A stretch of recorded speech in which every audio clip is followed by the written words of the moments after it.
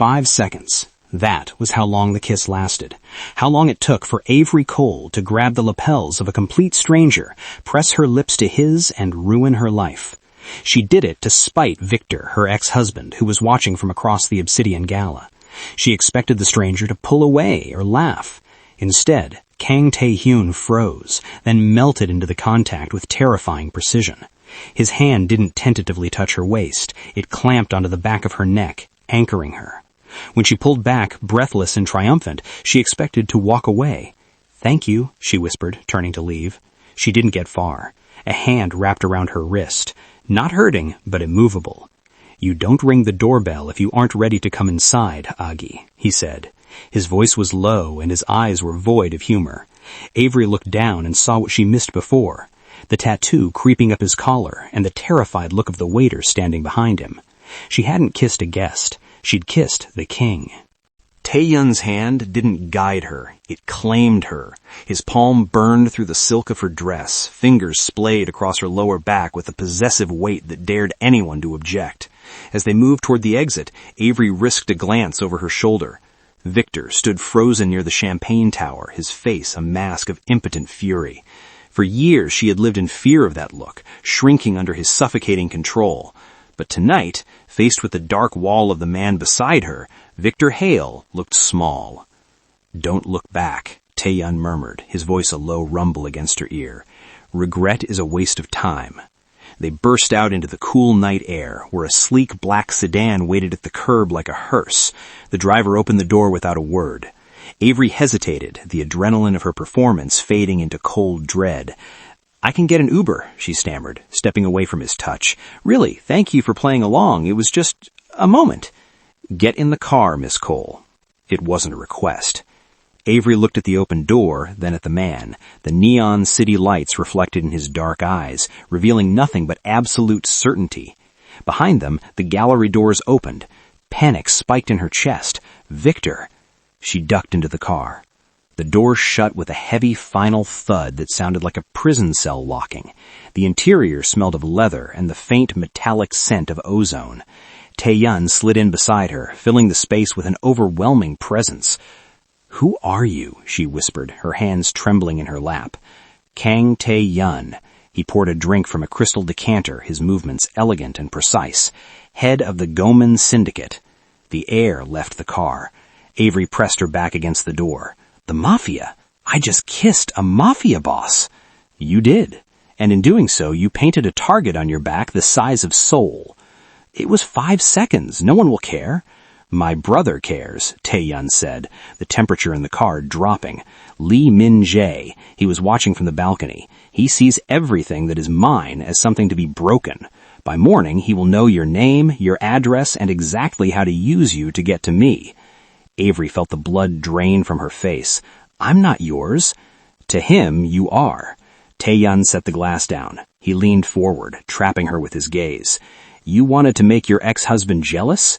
You succeeded, but you also started a war." "What do you want?" "A shield." His eyes dropped to her lips, then back to his eyes. "You need protection from Min-jae and from the FBI agent you were trying to escape. I need a fiancé to draw my brother out into the open." "You want me to lie?"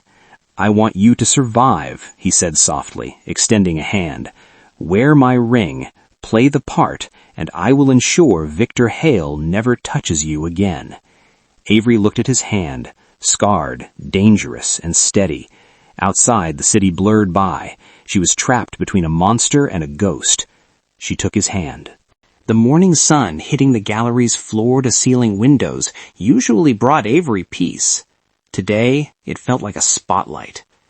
She adjusted the placement of a jade sculpture, her fingers lingering on the cool stone, trying to steady a pulse that hadn't settled since she stepped out of Tae-hyun's armored car.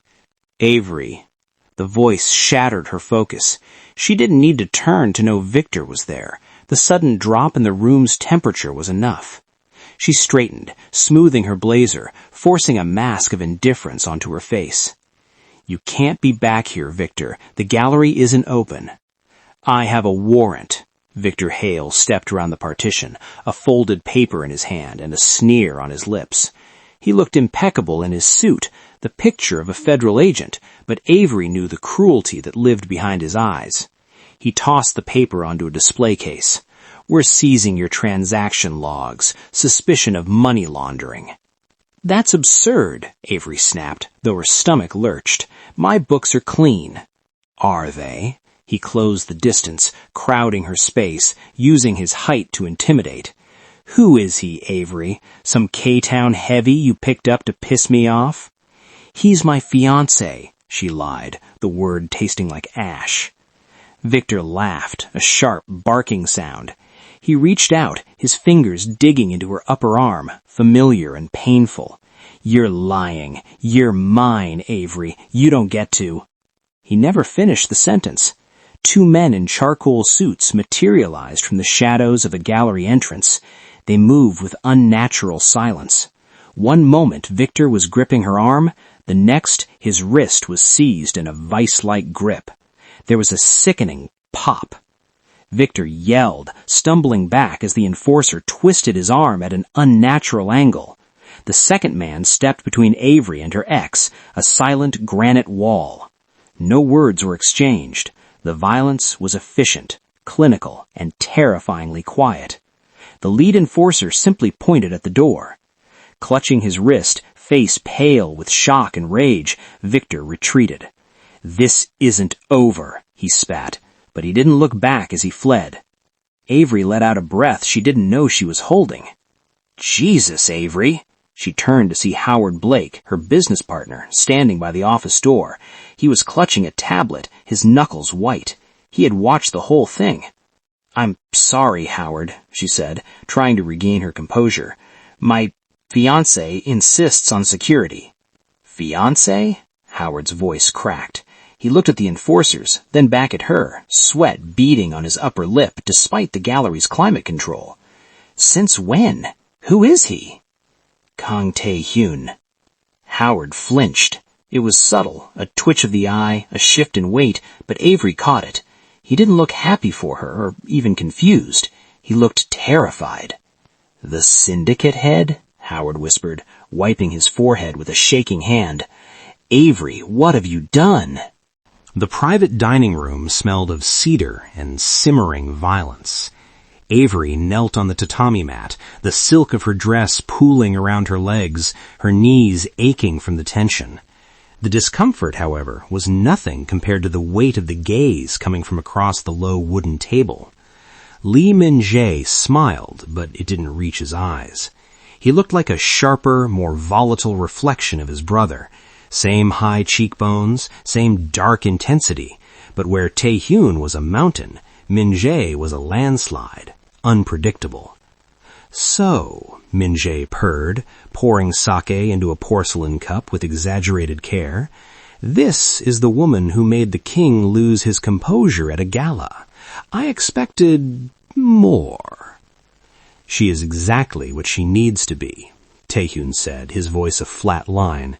He sat beside Avery, close enough that their thighs brushed, a solid wall of heat against her side. He hadn't touched his drink. Min-jae's gaze crawled over Avery, lingering in the hollow of her throat. "Art curators deal in fragile things, don't they? Porcelain, glass, canvas. It takes so little to ruin them. A slip of the hand, a change in temperature." He took a sip, his eyes locking onto hers with reptilian stillness. "You look fragile, Miss Cole. I wonder if you'll survive the climate in our family." Avery's breath hitched. It wasn't a warning, it was a promise. She felt the urge to shrink away, to look at the floor, but she remembered Tae-hyun's command in the car, "Show fear, and he will devour you." Before she could formulate a response, the air in the room shifted. Tae-hyun didn't verbally parry the blow. Instead, he shifted his body, turning entirely toward her and effectively cutting Min-jae out of his line of sight. He reached up, his rough, calloused fingers tracing the sensitive skin behind her ear, sliding down the curve of her neck. It was a lover's touch, intimate and shocking in its public display. Avery froze, her heart hammering against her ribs. "She doesn't need to be strong." Taehyun said, his voice dropping to that terrifyingly soft register he used only when threatening death. "She belongs to me, and I do not let my things break." He tilted her chin up, forcing her to look at him. His thumb brushed her bottom lip, dragging it slightly down, testing the softness. The heat in his eyes wasn't cold calculation anymore. It was a dark, consuming fire that seemed to scorch the air between them. A dizzying second, the room vanished. Min-jae vanished. There was only the pressure of his hand and the traitorous warmth flooding her veins. "Eat, Eggie," he murmured, picking up a piece of sashimi with his chopsticks and holding it to her lips. Avery opened her mouth, accepting the offering, her eyes wide and locked on his. It was a performance. She knew it had to be a performance, but as his thumb lingered on her jaw, possessing her completely in front of his enemy, the line between the lie and the reality blurred. Across the table, the stem of a wine glass snapped in Min-jae's grip. The sound was sharp, like a gunshot. Taehyun didn't even blink. The gallery at midnight was a tomb of marble and shadow, the silence pressing against Avery's eardrums as she hunched over the terminal in Howard's office. Her hand shook, not from cold, but from the digital trail unraveling on the screen before her. It had started as a hunch, Howard sweating, his erratic hours, but the numbers painted a picture far uglier than mere embezzlement. She pulled up the shipping manifests for the Obsidian collection. On paper, Crate 404 contained a 500-pound bronze abstract, but the customs weight scan logged it at nearly a ton. Avery clicked through to the subdirectory, bypassing the rudimentary encryption Howard had installed. The contents weren't art. They were thermal imaging optics and guidance chips, classified tech buried inside hollowed-out statues. "Oh, God," she whispered. The destination wasn't a museum in Tokyo. It was a private port in Incheon controlled by a shell company, Red Serpent Holdings. Min-jae. The realization hit her like a physical blow.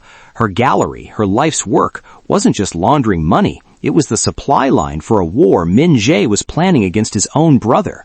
She'd been sleeping next to the enemy's weapon this entire time. She reached for her phone to call Taehyun, her thumb hovering over his contact. "I wouldn't do that, Avery." The voice came from the doorway, trembling but distinct. Avery spun around, knocking a stack of catalogs to the floor. Howard stood there, his usually impeccably knotted tie loose, his face gray in the monitor's glow. He held a heavy paperweight in his hand, gripping it like a grenade. "Howard," she breathed, standing slowly, "tell me this isn't real. Tell me you aren't running guns for Lee Min-jae." "I didn't have a choice, Avery." Howard's voice cracked, sweat glistening on his forehead. "They own the debt, Avery. They own everything. If I didn't let them use the crates, they said they'd—" He cut himself off, his eyes darting to the phone in her hand. "Put it down."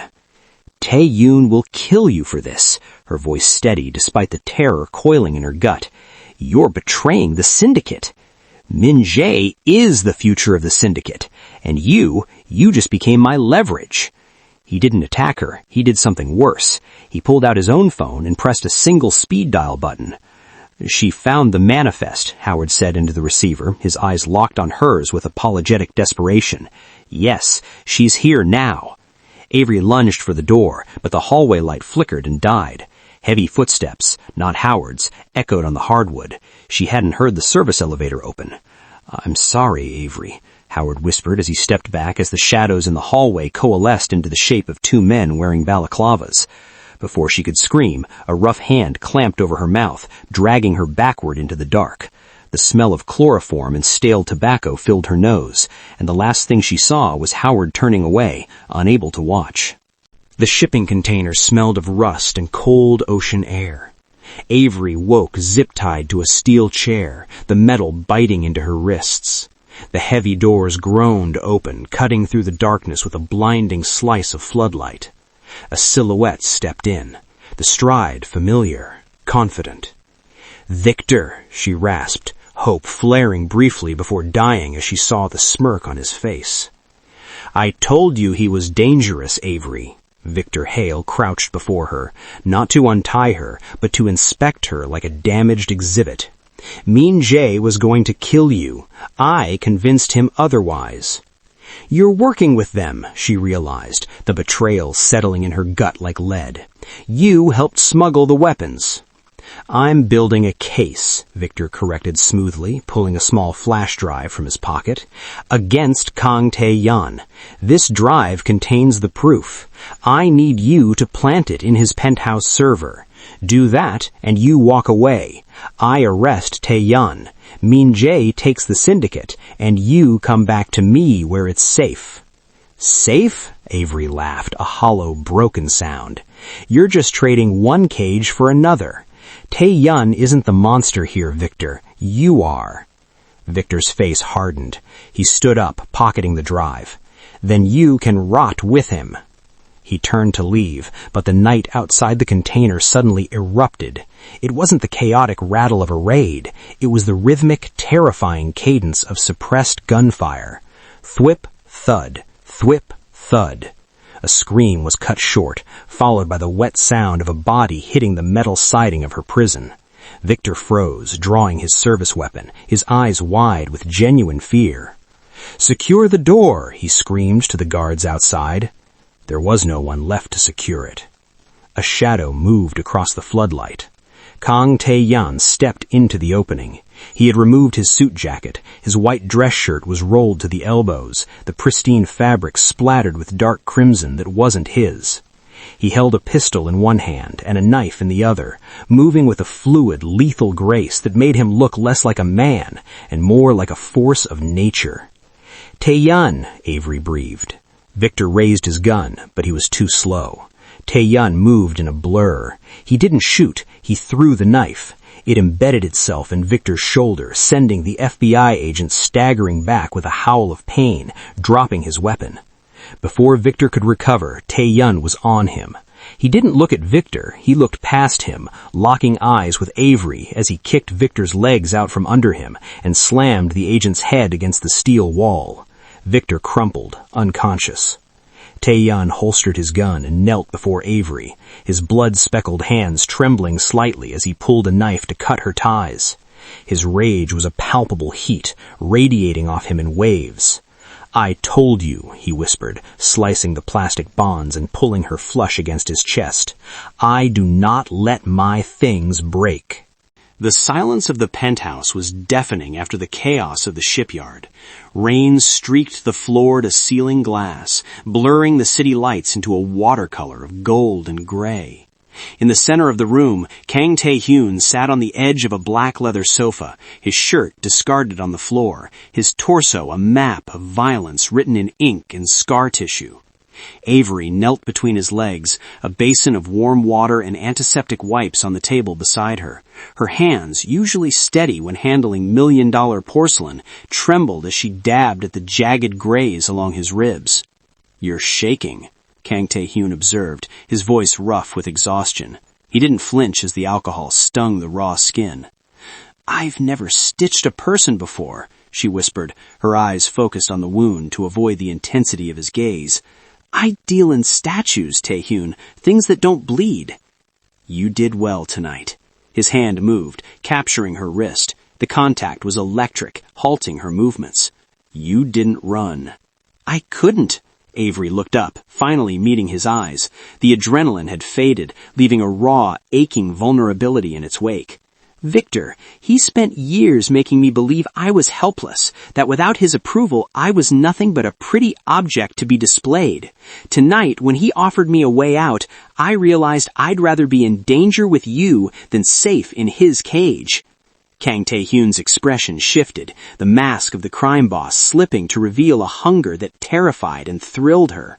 He pulled her closer until her chest brushed against his bare knees. "The contract," he said low, his thumb tracing the pulse at her throat. "It says that once the threat is neutralized, you are free to go. That was the deal." "Yes," Avery breathed, her heart hammering against her ribs. "That was the deal." "I'm breaking it." The admission hung in the air, heavy and absolute. Kang Tae-hyun leaned down, his forehead resting against hers. "I have killed for you.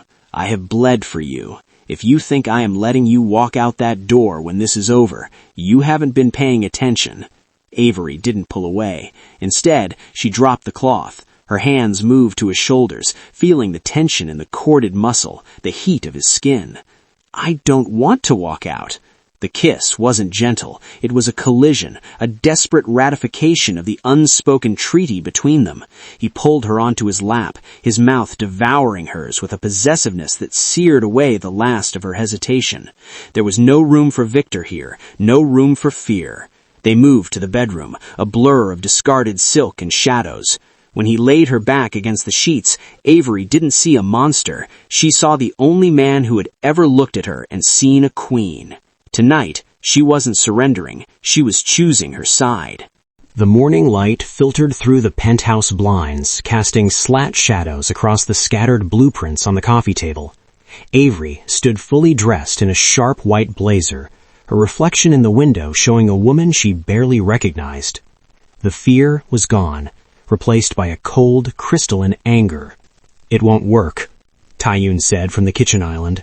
He was leaning against the marble counter, watching her with dark, brooding intensity. "If you walk into that gallery alone, Min-jae will kill you the moment he has what he wants, and Victor will take you somewhere I cannot reach. Victor won't hurt me. Not yet." Avery turned, her voice steady. "He needs to believe he's won. He needs to believe I'm the scared little wife running back to him because the big bad wolf was too terrifying." She picked up the flash drive Victor had given her in the container. "I'm going to call him. I'll tell him I planted the evidence. I'll tell him I'm ready to trade the drive for immunity.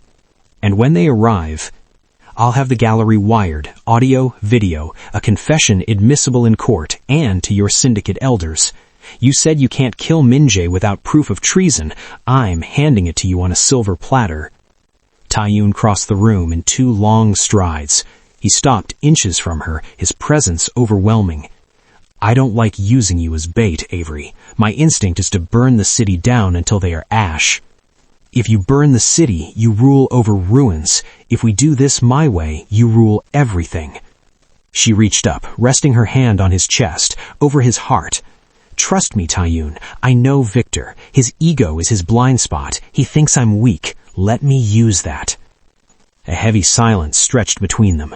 Taiyun covered her hand with his grip tight, reluctant. He hated this. She could see it in the tension of his jaw. But he also respected the ruthless pragmatism she was displaying. She was speaking his language. "1 hour," Taiyun said. "If they are not out in 1 hour, I am coming in and I will not be leaving anyone alive." Avery nodded. She pulled her phone from her pocket and dialed the number she had dreaded for 2 years. When Victor answered, she let her shoulders slump, forcing a tremor into her voice. "Victor," she whispered, sounding on the verge of tears. I did it. The drive is in his server. Please, just get me out of here. Meet me at the gallery." She listened to his triumphant, condescending reassurance on the other end, her eyes locked with Taiyun's. When she hung up, her expression was stone. "He's coming," she said. Taiyun adjusted the lapel of her blazer, concealing the tiny camera lens pinned there. He kissed her forehead, a gesture that felt like a benediction before battle. "Go," he murmured against her skin, "and take what is yours." The gallery was silent, save for the hum of the climate control and the arrogant click of Victor's dress shoes on the polished concrete. He stood next to Lee Min-jae, the 2 men looming over the desk where Avery sat. They looked like kings surveying a conquered kingdom. "You made the smart choice, Avery," Victor said, pocketing the flash drive she had handed him.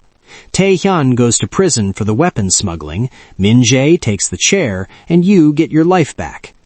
"And the syndicate?" Avery asked, her voice calm, her hands folded on the desk. "They'll just accept a change in leadership?" Min-jae laughed, a harsh, grating sound. "The elders care about profit, not loyalty. Once they see the evidence that Tae-hyun was reckless enough to get caught by the FBI, they will demand his head. I am simply accelerating the inevitable." "So you admit it," Avery said, leaning forward slightly. "You orchestrated the smuggling. You partnered with the FBI to frame your own brother." "I did what was necessary to save the organization from his weakness," Min-jae sneered. "History is written by the victors, Miss Cole." "That's true," Avery said, her eyes shifting to the abstract steel sculpture behind them. "But usually the victors check for listeners." She tapped a key on her laptop.